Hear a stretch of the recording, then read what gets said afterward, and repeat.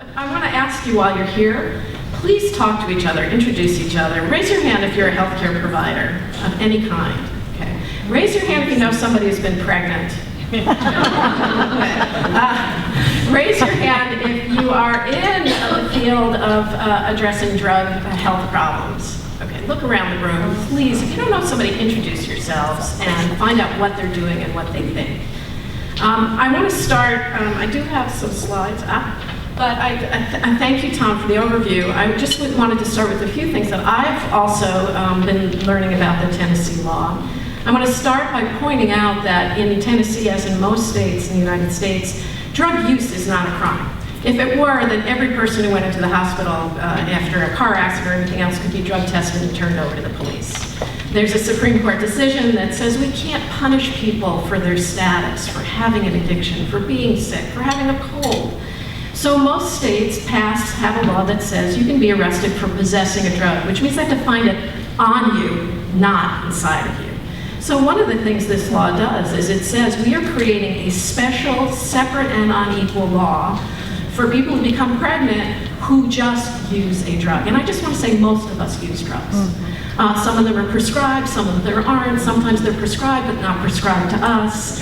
We are a pharmaceutical country awash in drugs, and yet only some people are targeted and assumed to be in need of coercion or punishment. I also want to say that the law in Tennessee was passed based on some, I would say, promises. Support for that law was one based on a couple of things, several things. One, they said it's only going to involve misdemeanor charges. Well, let's just point out, if you have a criminal record, you have a criminal record, but misdemeanor charges don't sound that bad. Of the 30 cases, we found many in which a local prosecutor charged a misdemeanor and also felony assault and reckless endangerment. So they didn't keep that promise. Secondly, they said that it would only apply to women whose children were born what they called harm, and that's why we're here to find out is being born with the treatable and transitory symptoms of prenatal drug exposure harm, but only those women would be put into the criminal justice system. Well, we know for a fact that based on just a positive drug test, women have been arrested. There's been no diagnosis of withdrawal or NAS, they're just arresting them. And as the law said, you can be arrested for creating a risk of harm to your embryo or fetus and punished for that as assault or endangerment if you've engaged in an unlawful act or an unlawful omission. What is that? What is an unlawful omission? Well, apparently we know because a woman was arrested she was being stopped by the police. She was pregnant, she wasn't wearing her seatbelt, she was fearful of the police and fled, and they charged her with not wearing a seatbelt, they charged her with fleeing the police, and they also charged her with the crime of endangering the health of an unborn child. So it has not limited to drug use at all. So I've been asked to talk a little bit about the 21st century. I hope you'll forgive me, I'm older, I'm going to go back to the century before a little bit. But some context. So pregnancy is absolutely every minute of every day of the person who's become pregnant. And while the numbers at the far end might be a little bit higher based on newer research, you'll notice that of some of the many, many things that can risk harm, or can affect pregnancy outcome, actually drug use, legal and prescribed illegal, is among the smallest numerically. And yet we as a society seem to keep focusing on that over and over again. And it would be good to ask ourselves why. We're also having this conversation in the middle of a 40-year war on drugs, policies nationally and internationally that focus on punishment. And many of us think that certain drugs have been criminalized because they were uniquely harmful.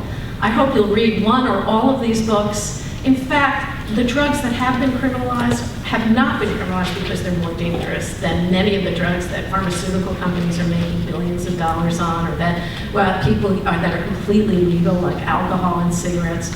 But they became criminalized because they were associated with particular groups of people. So marijuana became criminalized because it was associated with Mexican Americans, and if you want to keep that population under control, you use the marijuana laws. Cocaine was associated with African American men, even though their drug use of cocaine I don't think was ever real, but that became a basis for passing laws criminalizing that drug, and so forth. So I hope you'll take some time to look and challenge some of your assumptions. I'll also point out that prohibition, which is what we're talking about, prohibiting people from doing certain things that are human, typically don't work. So when the United States prohibited alcohol, made it a crime to drink alcohol, they turned an awful lot of law-abiding people into criminals, and it didn't stop people from drinking. People have always used drugs, always sought to change their consciousness, always sought to address pain, and some small percentage have become addicted. It hasn't stopped people from using drugs. You all know that, or you wouldn't have jobs. And similarly, you can say, and in the period in the United States when abortion was illegal, millions of women, still the same number, had abortions then as they do now. So whatever your feeling is, you have to ask, what's the purpose? And when you prohibit it, is it prohibited for everybody? Or is it used as a mechanism of controlling certain populations? I live in a nice neighborhood in New York City, but you'll notice I'm not wearing black. Just one thing. And lots of drug use on my block, but we don't have policing our building or on our streets or anywhere else. So prohibition becomes a mechanism for punishing and controlling certain groups of people, not everybody. Okay, so a brief look back. What we see is that every time there is a new medical journal article about a drug and its possible impact on pregnant women, there's kind of a storm of hysteria and the response. That applied to women who were using cocaine and the smokable form called crack. It's cocaine, it's just in a smokable form. You get a correction finally, but you get all this news about how these children are damaged, and it turns out it's not true. It's not good to use cocaine when you're pregnant, but none of the alarmist material, as the doctors who we're hearing from, in terms of it being uniquely, devastatingly harmful, turned out to be true based on science. And you started to get these corrections. The epidemic that wasn't, these kids have turned out fine, the drugs are challenged, and then the findings are challenged. And then there's a scare around exposure to methamphetamine, and even though there is no such thing as a crack baby, in other words, there's no unique set of symptoms, there's no unique set of harms, it's like being exposed to cigarettes. It's not a good idea, it's not healthy, but actually the evidence of specific harms is less than for prenatal exposure to nicotine. And then, went too fast, can we go back? And then we have reports of women using opioids, many of them prescribed by doctors who were encouraged to prescribe them, and the newborns with a treatable set of symptoms become the new reason to pass the law. So the law in Tennessee was passed saying we have this terrible problem, we have to do something about it. The thing is, though, that what to do about it, if you look at what the medical organizations say, is please, if you only care about babies, the thing you would never do is create criminal penalties for a woman who seeks health care. And these are some of the organizations that may have statements, have joined briefs to courts saying, don't do this. Is this working? This was to prove how good I am at PowerPoint. Anyway, so here, you want guidance, here's some places to go. But what happened after these news reports and everything else was not a reliance on medical recommendations. You started seeing prosecutions of pregnant women and new mothers, expansion of child welfare laws, civil child welfare laws to reach pregnant women who go to term, expansion of state civil commitment and children's codes to allow detention of women with very little due process, a federal law amended that's been interpreted as if states have to test pregnant women, but really was just a mechanism for trying to get newborns who are drug affected, not defined, reported so that they could get care, not so that they could get labeled as child abusers. And one response was a modest increase in funding for programs. So once again, in translation from Matt to PowerPoint, we did a study that you've heard about. We did a peer-reviewed study looking at arrests of women between 1973 and 2005. And the highest point in that chart is around 1989, 90. And that was the height of the scares about pregnant women and cocaine use. And yet you continue to see over 413 documented cases. We know that to be a severe undercount. Overwhelmingly, the targets for arrest and detention are low-income women, women of color, and particularly African-American women. So, as you see in mass incarceration and other state action, it is extremely discriminatory. And you have women who gave birth to babies who they love being dragged out of the hospital in chains and shackles and subjected to a system, court systems that are extremely punitive. As I said, 413 cases in 40 states. So what we found over the course of 32 years were 413 cases. In the 10 years since our study, we think we've been able to identify at least 800. We expect it's 1,000. So something's happening, and it's happening in part because of Tennessee's law. There are news stories by Nina Martin. Are you here, Nina? And looking at Alabama, I think she will be here, in which what you see is that these laws are implemented as if they're going to really address a significant problem, and what they do is sweep very broadly, and you end up arresting moms like this. You also have, I just want to say this, once you open this door, you know how they say you can't just be a little bit pregnant? You can't just criminalize a little bit of pregnancy.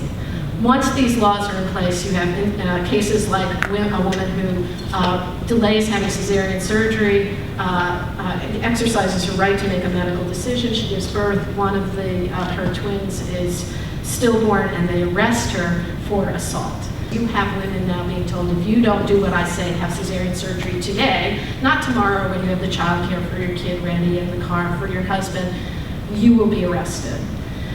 We have some good decisions saying you cannot secretly search women for evidence of drug use and turn it over to law enforcement policies. People will be subject to lawsuit if that happens. We have a decision yesterday finding that taking women into custody because they told their doctor, I have a health problem, it involves drug use, please help me. And this is in Wisconsin. That case, we had good news yesterday that challenge is going to go forward. We also have many states, 21, that explicitly permit treating evidence of any use of drug as a basis for a civil child welfare intervention. And I brought this with me. I don't know if you recognize what it is. It's a urine sample cup. It's still warm, actually. And I can give it to you, and you can test it. And there's nothing in here that can tell you, even if it tests positive for heroin, it cannot tell you if I'm addicted. It cannot tell you if I'm dependent. It cannot tell you if I'm a fit or an unfit parent. It cannot tell you how much I love my children. And yet every day, day in and day out, this is what is being used to determine the fate of families in the United States. Families that look like these. And I want to, if you could just play this very short video, we honestly think that if we engage certain agencies or Did you bring the proof with you that you completed the program? I haven't completed the program, I'm still in the program. And what program is this? The Evansville Treatment Center And why are you at the Evansville Treatment Center? Who sent you there? I sent myself there. How frequently do you go to the treatment center? I go there 5 days a week. And what are you receiving while you're there?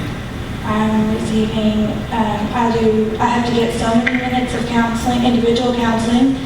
I do groups.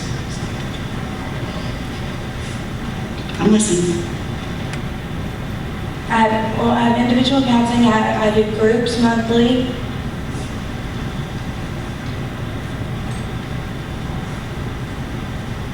Okay. What else?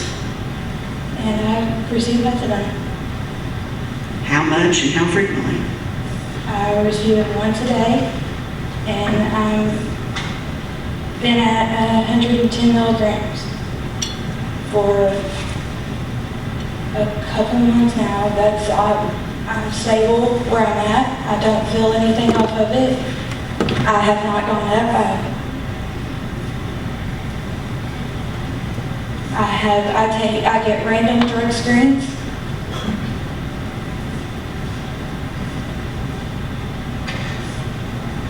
I've been having illicit, they make us say illicit there. They want to clean or not clean, it's illicit or illicit. And I've had illicit drug screens.